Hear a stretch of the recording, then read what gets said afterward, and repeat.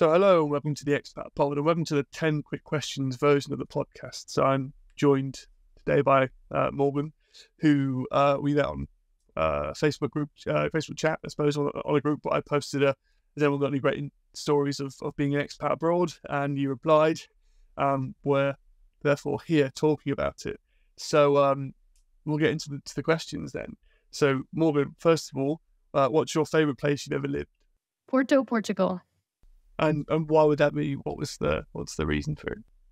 It is most people's paradise. It has become mine. It's got a very rich culture and it has a beautiful history. The city itself provides everything from the sea to the heart of a really, really beautiful city.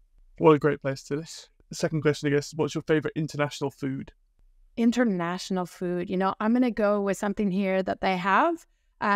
We are a very, very small country that is mostly coastline, so we have amazing fish. And whereas the traditional cod for Portugal is salted, it's not my favorite, but the fresh cod itself is absolutely amazing. And they literally catch it, fillet it, and they grill it over like old school barbecue charcoal. And it is just nothing but fish and salt. It is absolutely amazing. And the grilled trabalho, as it's called. Brilliant. That's, I guess, if you are a big seafood lover, then it's definitely one to have. What's your favorite international tradition? International tradition. I'm going to have to go with the Spanish King's Day. Is really, really fun because it's kind of, after you have Christmas and there's sort of that Christmas blah, and then you have New Year's, and then you're like January starts again and it's back to the grind and it's really depressing.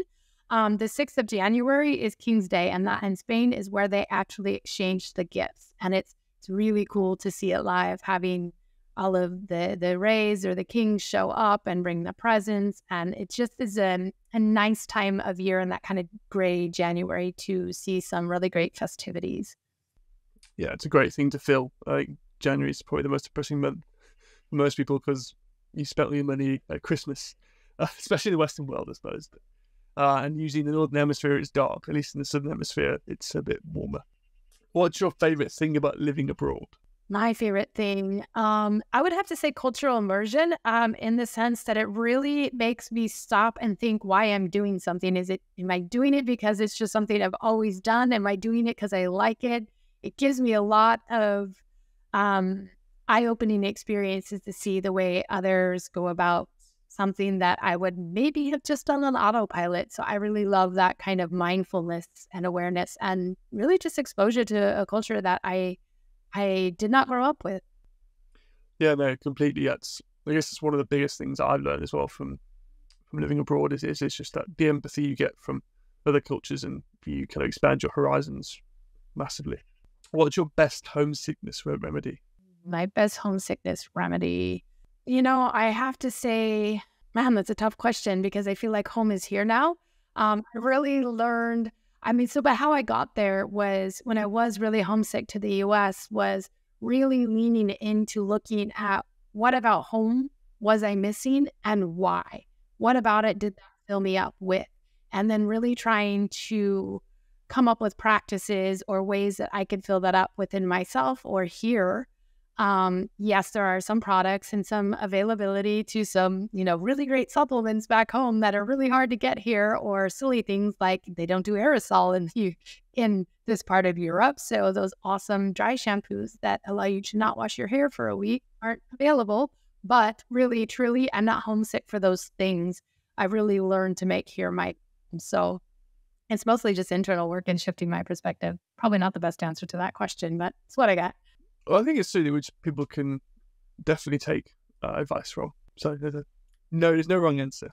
What's the hardest thing about living abroad? Oh my word, the language. The language is so hard. It is really challenging. I'm not one to be really great with languages, and they really are a struggle for me. And just as I am progressing and feeling like really pretty confident in my level of Portuguese, my 6-year-old son is like, yeah, no, mom. That is not how you say it. This is. Get your words right. And I'm just like, oh man, here I was thinking I got this. And it's just a lifetime practice to really be able to fluently speak another language is a gift. And it's just maybe not one that I've gotten in this lifetime. So time will tell.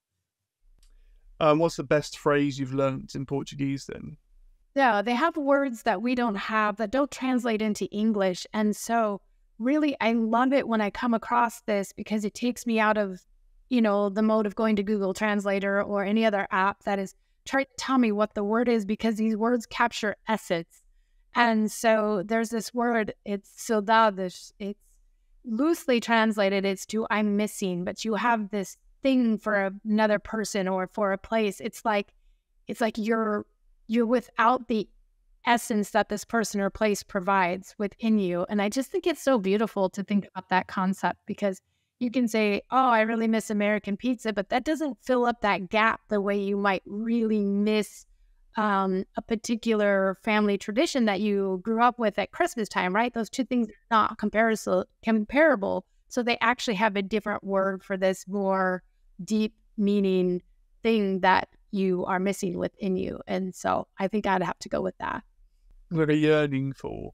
Yeah, it's a yearning, but also it fills you up at a soul level. It's like this deep piece of you that's missing somehow, that this connection provided, and it only exists because you were connected with this particular thing or person, is the way that I've begun to understand and embody this essence. But I mean, this has been like 7 years of studying this one particular word about what is the essence of it. So this is where I'm at with it. But I think the concept, the fact that it's not translatable in words alone is really, really incredible. And what's your best way to make new friends? I have been doing things that come across my radar that are a little bit outside of my comfort zone, or not something that I would intentionally pick. For example, there was, there's Facebook groups of all sorts of type, how we met. And there was one in particular that was like women 35 plus Porto expats. I thought, well, that's really specific. And maybe they'll have some sort of, events and things in there. Well, they were looking for an admin, and something inside of me was like, yeah, I'll do it. And so then I'm in charge of creating the group get-togethers. And so I've really enjoyed creating community events of different styles that bring in people. And it's usually one person there who I meet a friend of theirs, and then we really connect, or going to a Christmas lunch that really maybe feels like that could be lukewarm.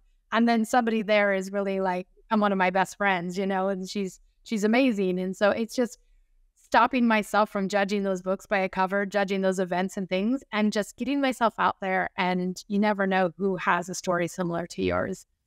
And what's the best thing to do in your new city? Anything but stay inside. You're never going to meet anybody or experience if you stay at home. And I learned that the hard way. I kept thinking all these things were going to change, and all I did was like take my kids to school and sit at home. So get out into the city and venture out within your comfort zone, out of the tourist areas, and really start to look at where do the locals go? What things that are not on anybody who's just stopping through here's radar that look and feel fun for you, and you really can start to explore the city and get connected in a different way. And then the last question is, what's your best expat life hack? Research any and everything you can about the place that you're going to go.